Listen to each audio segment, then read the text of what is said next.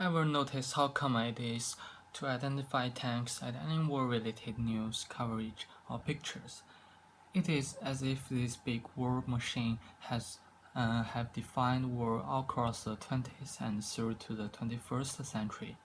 One cannot compare the military power of any two sides without considering the number and types of tank in each party's disposal. Interestingly, tanks had a very humble beginning. Right from their introduction in World War One, there were always doubts as to their suitability in war. They owed their doubts to their expensive cost, big size, and the resultant heaviness, among other qualities that were presumed by most generals to be disadvantages to war. Until World War One, the concept of tanks had been rather experimental. However, there were further developed and advances, with each battle convincing all parties of their power to dominate trench warfare. Because tanks had not been integrated into the war by the time the World War One began, and how they later came to influence the outcome of the battle. I will explain how tanks were introduced into war. Then I will elaborate on the results of their first attempts and how they were developed. Finally, I will reveal the extent to which they influenced the win by Allied force. Did you know that there was a blood stalemate between the two parties in the World War One that lasted for almost the entire duration of the war? Until the intervention of tanks, the Allies first used tanks in the Battle of Simo to hasten victory. However, 1 million soldiers from both parties were lost, yet the war was to continue for 3 more years. The invitation of tanks is not owned by any particular country, as the concept was already being experimented on by the French, Britain, and Russia, and it was just a matter of being suitable for the battle that was creating a hesitation in using them. However, after the Battle of Simo, both the Allied force and the German had their perception concerning their effects, and despite their cost complicated maintenance, the Allied force identified tanks as ideal machinery that could dominate trench warfare, since they helped them to advance by 10 kilometers, a distance that had not been covered since the Battle of Manor in 1914.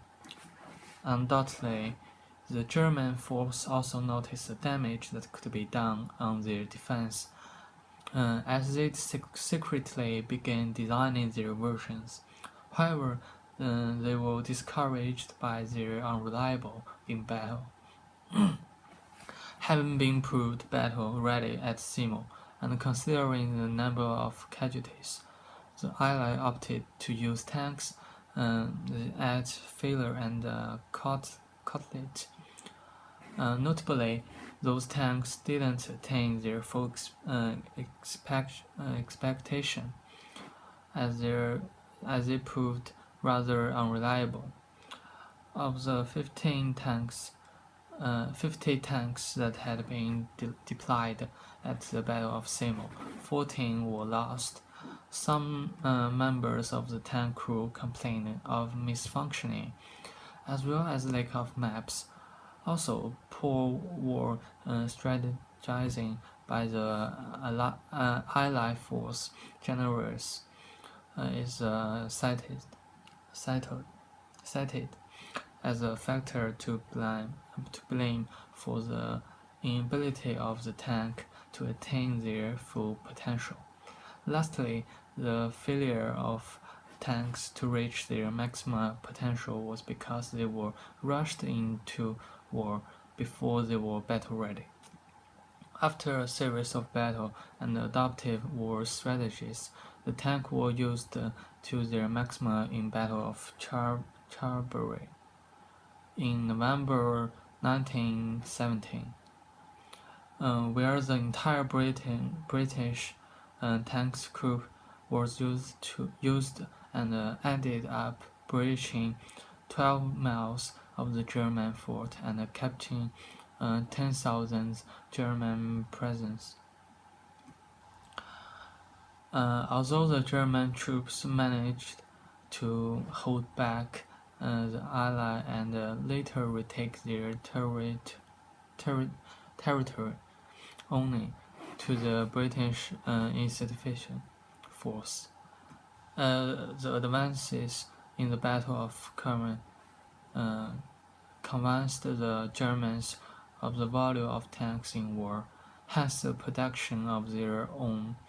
The US were also convinced of the importance of tank and began making their model using the French Renault design.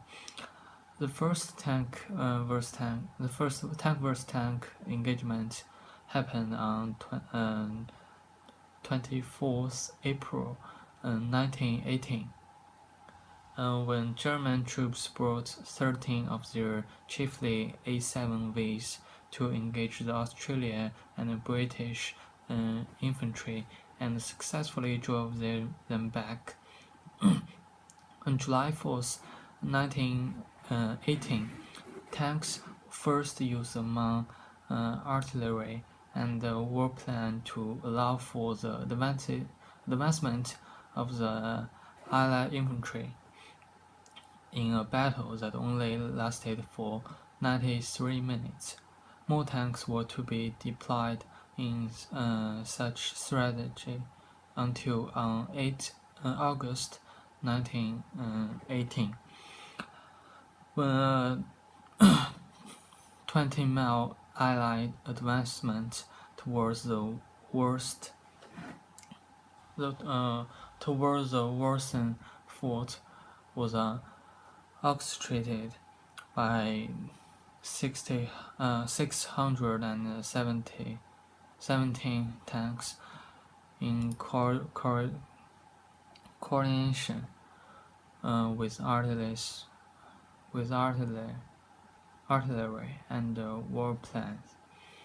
By the end of the World War I, the British had produced 636 tanks, while the French had produced 870 tanks. Interestingly, the German only produced 20 tanks. Tanks had been experimented individually by both parties of the World War I before it even began. However, they were considered unable to influence war. By the end of the battle, they proved the determinant factor in the Allied force victory. The first tank was mostly unreliable owing to the lack of appropriate technological advancement, as well as poor strategy use. With the continuation of the battle, more designs were made and battle strategies were implemented, thereby enabled the tanks to be used to their maximum potential. Today, they are heavily employed in all-ground war and have been advanced by increasing their speed and air condition, as well as the industriabilities by guns and other. Some tanks had been designed to be controlled remotely, and their exact effect in wars. For instance, during the War on Terror revealed a great invasion that had the humblest beginning.